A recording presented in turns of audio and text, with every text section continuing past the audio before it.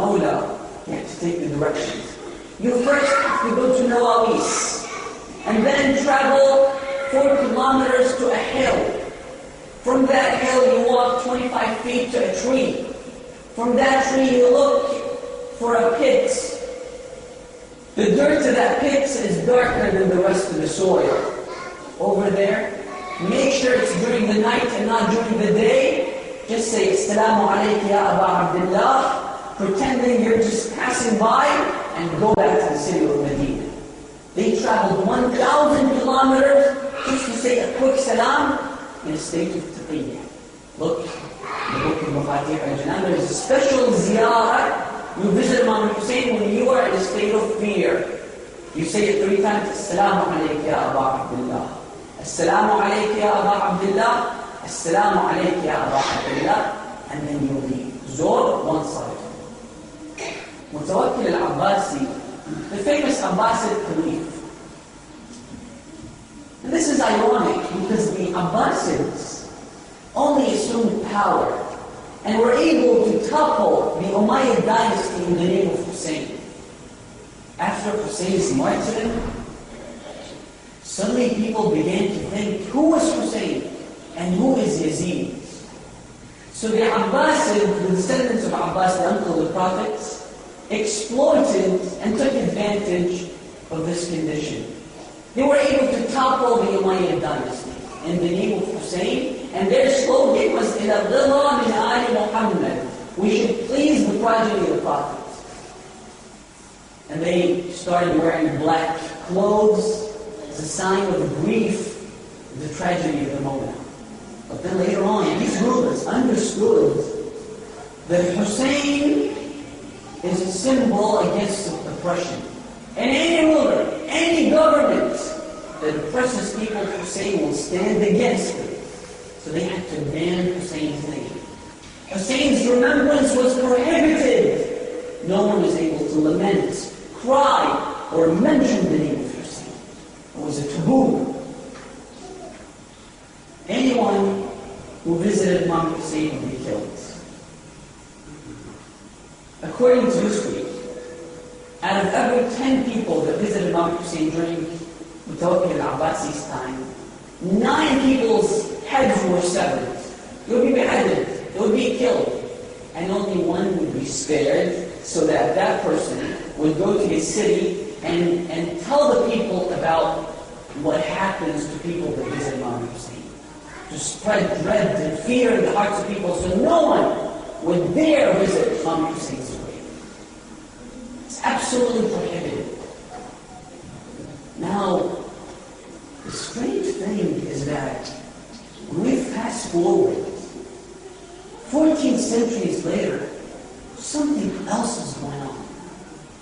Hussein has over 250 million visitors annually. They burnt his tents on the day of Ashura, while the women folks were inside the tent. And as a result, 24 children were killed, 4 toddlers and 1 infant. They burnt his tents.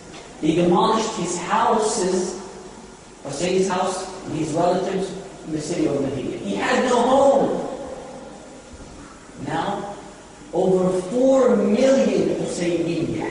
And a Husayniyya is a place designated only to remember Hussein.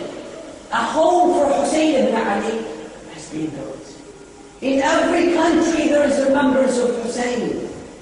Over 1.5 billion people today observe the day of Ashura as a national day of mourning. In every country.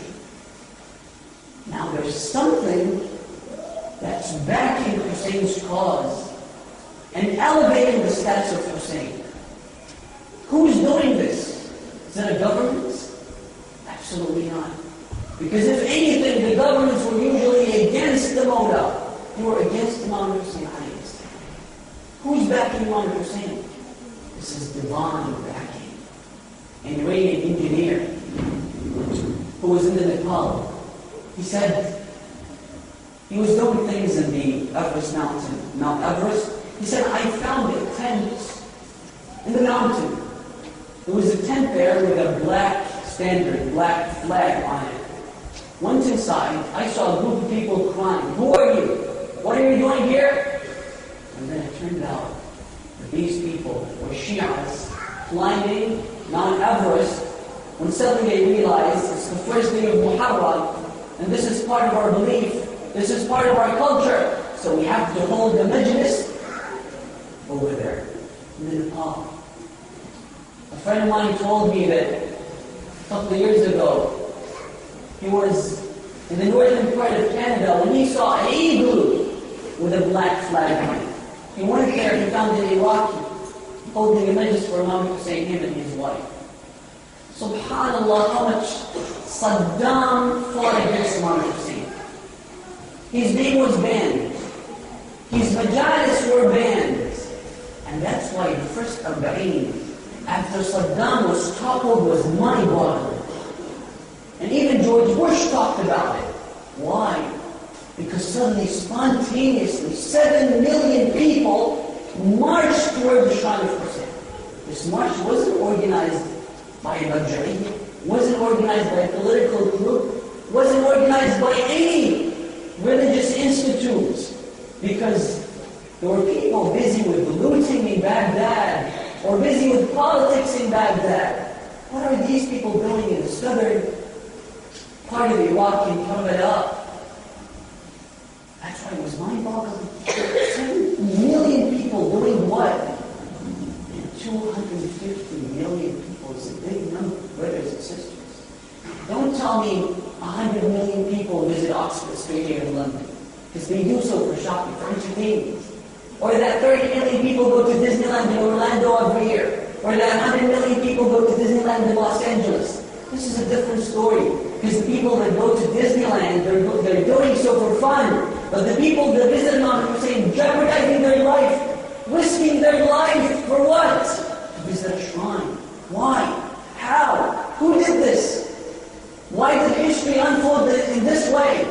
Brothers and sisters, if we were present at the day of Ashura to witness the tragedy taking place, it would be kind of impossible to think that a different outcome would ensue other than the initial one, which was the defeat of Imam Hussein's king.